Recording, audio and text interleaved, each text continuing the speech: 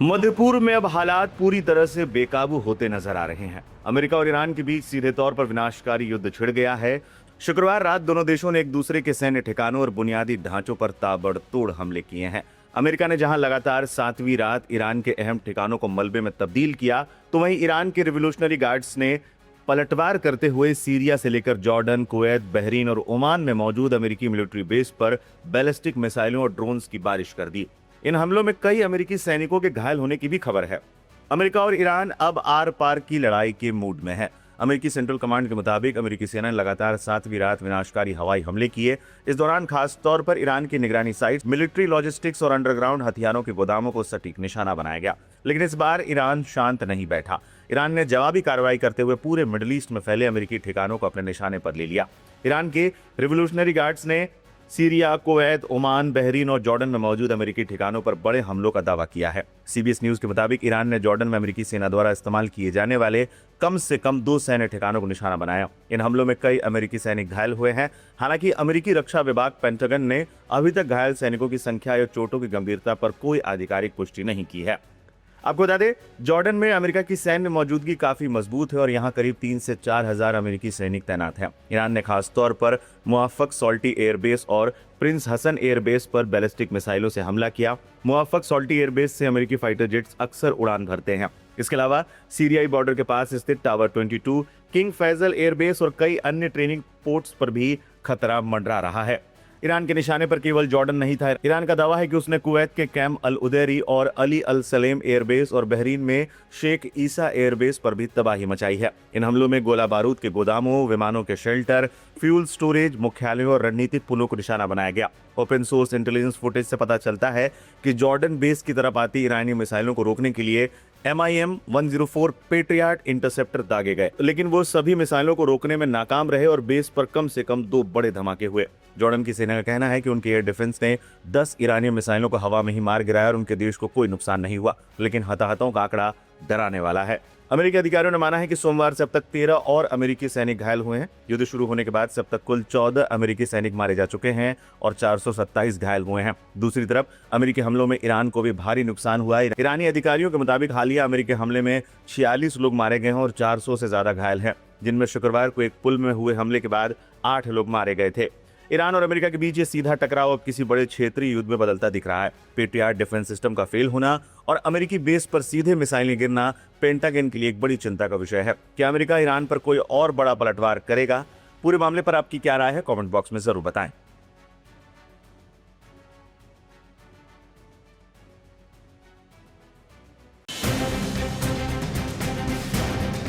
Iran America जंग अब next level पर पहुंच गई है।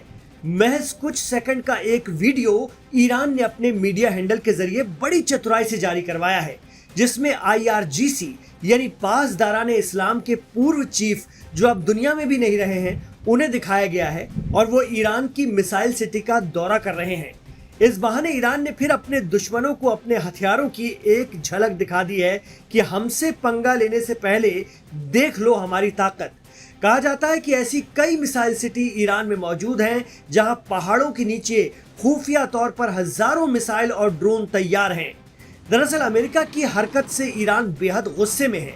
जिस तरह से अमेरिका ने ईरान में मासूम बच्चों के एक कैंसर अस्पताल पर अटैक किया था, जिससे वहां अफरा तफरी मच गई थी, जैसे तैसे 211 मरीजों को सुरक्षित निकाला गया था, ईरान का पारा चढ़ गया है। उसने साफ कह दिया है कि ये एक बर्बर हमला है और इसके साथ ही ईरान की सेंट्रल कमांड खत्म अल अंबिया ने सीधी वार्निंग जारी कर दी है कि यदि वॉशिंगटन ने ईरानी बुनियादी ढांचे को निशाना बनाया तो जवाब में ईरान पूरे खित्ते के बुनियादी ढांचे को तबाह कर देगा। एक तरफ तो अमेरिका ईरान में IRGC के रणनीतिक ठिकानों पर हमला करने का दावा खुद कर रहा है और दूसरी तरफ अहवाज में Shahid Baqai hospital and children cancer treatment centre पर मार दिया। यही वजह है कि ईरान की ये आखिरी चेतावनी दुनिया को सहमाने वाली है। ईरान ने कहा है कि अब ये हरकत दोबारा हुई तो जवाब ज्यादा पावर के साथ होगा। ईरान ने यह भी बता दिया है कि हमने आइडेंटिफाई कर लिया है कि तुम्हारी रेंज कहां कहां तक है, हम सब जगह मारेंगे और बहुत बुरा मारेंगे। इतना ही नहीं, ईरान ने अपने हिमायती यमन के हूती या अंसारुल्लाह को भी सीधे तौर पर हिदायत दे दी है कि अगर अमेरिका इसराइल के उकसावे में अरब देशों की मदद से हमारे सिविलियन ठिकानों पर हमला करता है तो हूती तुरंत तेल, गैस और जरूरी सामान के समुद्री रास्ते बाब अल मंदब को तुरंत बंद कर दे और लाल सागर से गुजरने वाले दुश्मनों के सभी जहाजों पर मिसाइल मारना शुरू कर दे। एक्सपर्ट कहते हैं कि दरअसल ईरान में सुप्रीम लीडर के एक एडवाइजर हर वक्त यमन के हूती या अंसारुल्लाह से कोऑर्डिनेट करते रहते हैं और ईरान में सुप्रीम लीडर के इशारे पर IRGC की एक आवाज पर यमन के अंसारुल्लाह लाल सागर पर छा जाते हैं।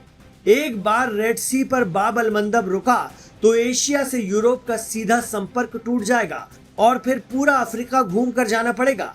एक एक चीज महंगी हो जाएगी, त्राही त्राही मच जाएगी। Middle east expert Ashraf Zaidi कहते हैं कि अमेरिका एक हफ्ते तक इसी तरह की आक्रामकता दिखाएगा और फिर बातचीत की टेबल पर आ जाएगा। जैसे जैसे अमेरिका में मिड टर्म इलेक्शन करीब आते जाएंगे वैसे वैसे जंग बंदी की बात होगी, शांति की बात होगी, क्योंकि अब अमेरिका में भी ऑयल रिजर्व घट रहे हैं। यही स्पीड रही तो महाशक्ति का दिवाला निकल जाएगा। बकौल अशरफ जैदी, ईरान का क्या है, वो तो 50 सालों से सैंक्शंस में है। उसने जो कर लिया है वो कोई और कर नहीं सकता। वो कल भी खुदा के भरोसे था, आज भी खुदा के भरोसे है, लेकिन अगले हमले और कार्रवाई अमेरिका और दुनिया दोनों को हिलाकर रख देंगे।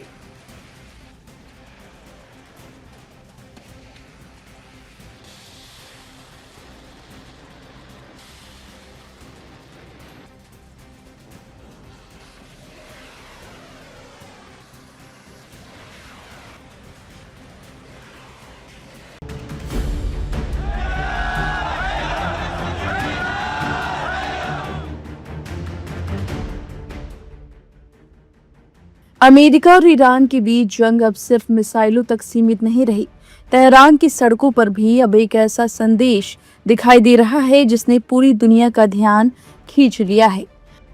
ईरान की राजधानी में एक विशाल बिलबोर्ड लगाया गया है जिसमें अमेरिकी राष्ट्रपति डोनाल्ड ट्रंप को काले ताबूत में दिखाया गया। बिलबोर्ड पर साफ लिखा है, वी विल किल ट्रंप, यानी हम ट्रंप को मारेंगे। आखिर यह बिलबोर्ड क्यों लगाया गया? मीनाब की याद में लिखने का क्या मतलब है?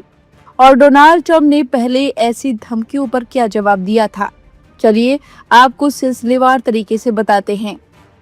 अमेरिका और ईरान के बीच जारी युद्ध के बीच तेहरान के मशहूर एंगेलाब चौक पर लगाया गया यह बिलबोर्ड अब चर्चा का विषय बन गया है।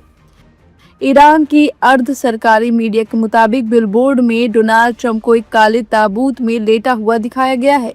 उनकी आंखें और मुंह बंद है, हाथ सीने पर रखे हुए हैं और ऊपर अंग्रेजी और फारसी भाषा में लिखा है, वी विल किल ट्रंप, यानी हम ट्रंप को मारेंगे। बिलबोर्ड के नीचे एक और लाइन लिखी हुई है, मीनाब की याद में। रिपोर्ट के मुताबिक यह संदेश उस कथित हमले की ओर इशारा करता है जिसमें अमेरिकी और इजरायली बमबारी के दौरान मीनाब स्कूल प्रभावित हुआ था। इसी घटना को आधार बनाकर यह बिलबोर्ड बनाया गया है। यह पहली बार नहीं है कि जब ईरान में अमेरिकी राष्ट्रपति के खिलाफ इस तरह का गुस्सा सार्वजनिक तौर पर दिखाई दिया हो। इससे पहले भी ईरान में कई मौकों पर डेथ टू अमेरिका और डेथ टू ट्रंप जैसे नारे लगाए जाते रहे हैं। हाल ही में दिवंगत supreme leader Ayatollah Ali Khamenei के अंतिम संस्कार के दौरान भी बड़ी संख्या में लोगों ने ऐसे ही नारे लगाए थे।